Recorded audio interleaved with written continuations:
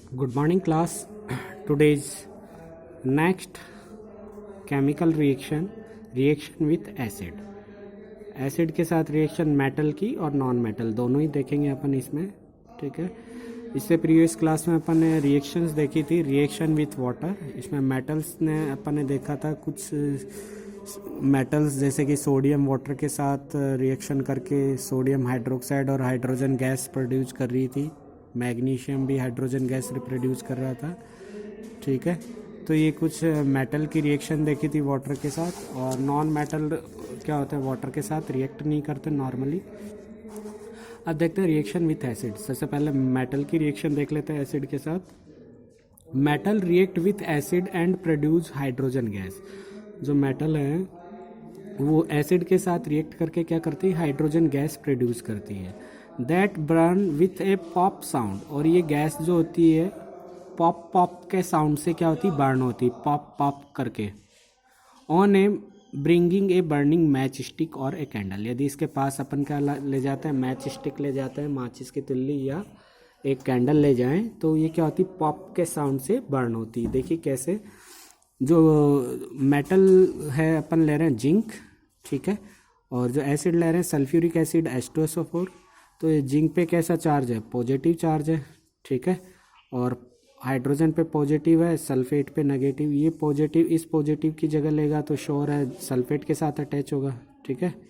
Sulphate के साथ attach होगा तो जिंक सल्फेट बनाएगा। जिंक सल्फेट का फॉर्मूला होता है वैलेंसी के अकॉर्डिंग, क्योंकि जिंक Zn की वैलेंसी 2 और सल्फेट की -2, तो कट जाएंगे तो जिंक सल्फेट बना ZnSO4।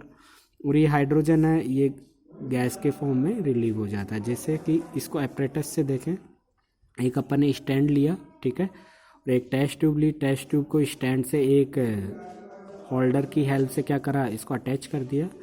और इस टेस्ट ट्यूब के अंदर एक कॉर्क ले लिया, प्लास्टिक का, रबर का कॉर्क या वुडन कॉर्क।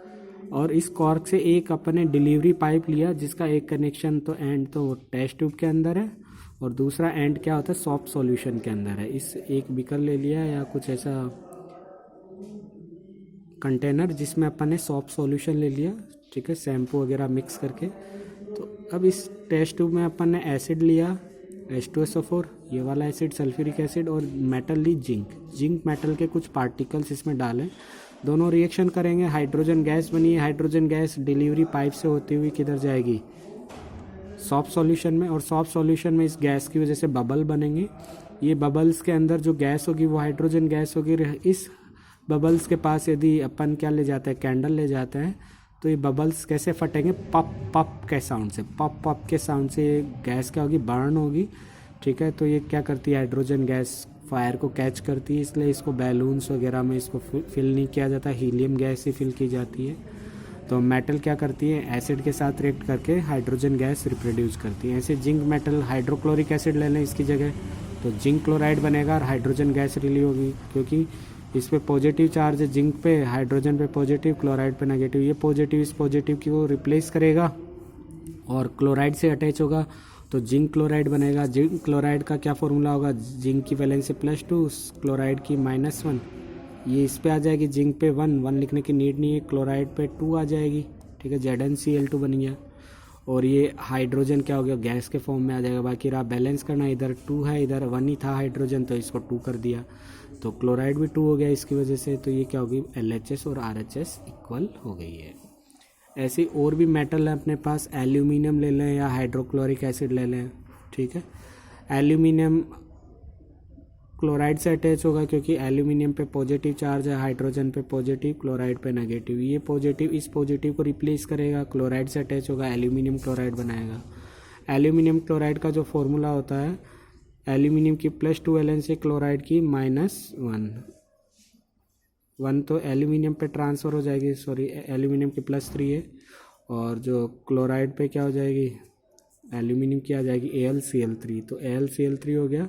और ये हाइड्रोजन गैस के फॉर्म में आ जाता रहा। बैलेंस करना, क्योंकि इधर हाइड्रोजन 1 है और इधर 2 थे, तो इसको ऐसे में सबसे पहले क्लोराइड बैलेंस करते, इधर 3 है क्लोराइड, इधर 1 ही था, तो इसको 3 तो कर नहीं सकते, ठीक है। तो मैंने इसको क्या करा, 2 कर दिया, तो क्लोराइड कितने हो गए, 3 2 जा 6, और मैंने इसको 6 कर दिया डायरेक्ट, तो इसकी वजह से क्लोराइड 6 हो गया और हाइड्रोजन 6 हो गया। देखिए इधर हाइड्रोजन 2 थे, मैंने इसको 3 कर दिया तो 3 2 जा 6। फिर एल्यूमिनियम 2 है इधर, इधर भी 2 है, तो एल्यूमिनियम क्लोराइड बना और हाइड्रोजन गैस रिलीव हुई। ऐसे आयरन के साथ करा दें, ठीक है। आयरन की 2 वैलेंसी देखे थे, +2 भी होती है +3 भी होती है। तो आयरन की 2 वैलेंसी के साथ रिएक्शन करेगा तो फेरिक क्लोराइड बनेगा और हाइड्रोजन गैस। यदि 3 वैलेंसी यूज लेते हैं तो फेरिक क्लोराइड बनता है और हाइड्रोजन गैस रिलीव होगी। तो ये कुछ मेटल की एसिड के साथ रिएक्शंस थी, ठीक है, जिसकी वजह से हाइड्रोजन गैस रिप्रोड्यूस हो रही थी। ये आपको इसमें एक एपरेटस की ड्राइंग बना देनी है, एक रिएक्शन राइट कर देनी कोई सी भी, तो आपकी ये रिएक्शन भी हो जाएगी एसिड के साथ मेटल की। अब देखते हैं नॉन मेटल की रिएक्शन एसिड के साथ। जो नॉन मेटल है, majority of the non metal do not react with acid. Majorly क्या होती है, मैक्सिमम नॉन मेटल एसिड के साथ रिएक्ट नहीं करती, एक सल्फर और नाइट्रोजन को छोड़ के। But sulphur react with hot concentrate nitric acid. Sulphur क्या करेगी, नाइट्रिक एसिड के साथ रिएक्शन करेगी तो क्या बनाएगा, सल्फर डाइऑक्साइड, ठीक है, गैस, और नाइट्रोजन डाइऑक्साइड गैस बनेगी और वाटर बनेगा। ये दोनों गैसेस क्या हैं, एसिडिक है नेचर में, ठीक है। तो ये नॉन मेटल क्या होती है, एसिड के साथ नॉन मेटल एसिड के साथ रिएक्ट करके सल्फर डाइऑक्साइड, नाइट्रोजन डाइऑक्साइड और वाटर बना रही है। क्लियर है। नेक्स्ट अपन देखेंगे इसके कुछ यूजेज, जैसे कि अपन देख रहे हैं मेटल के साथ एसिड क्या कर रहे हैं, रिएक्ट करके हाइड्रोजन गैस बना रहे हैं। वैसे कोई भी मेटल है, स्टील के अलावा, स्टील क्या है, एलॉय है, क्योंकि वो एक या एक से अधिक मेटल से मिलकर बनी है।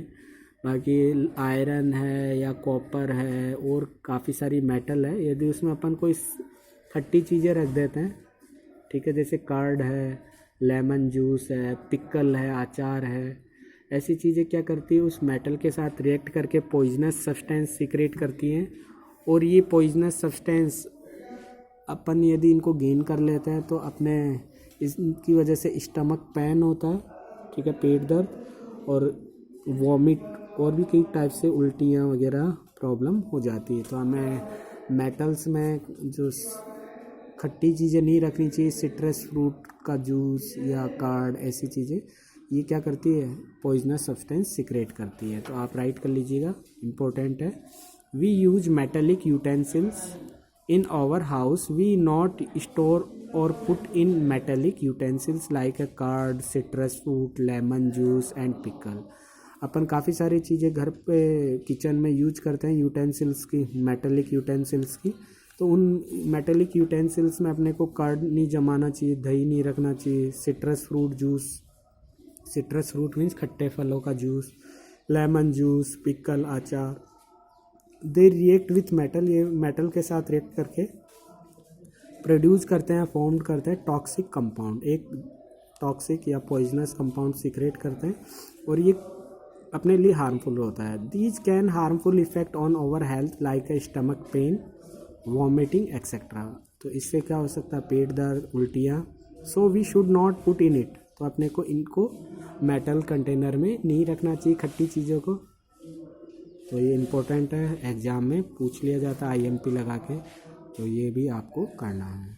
नेक्स्ट अपन रिएक्शंस देखेंगे नेक्स्ट वीडियो क्लास में। Thank you, have a nice day.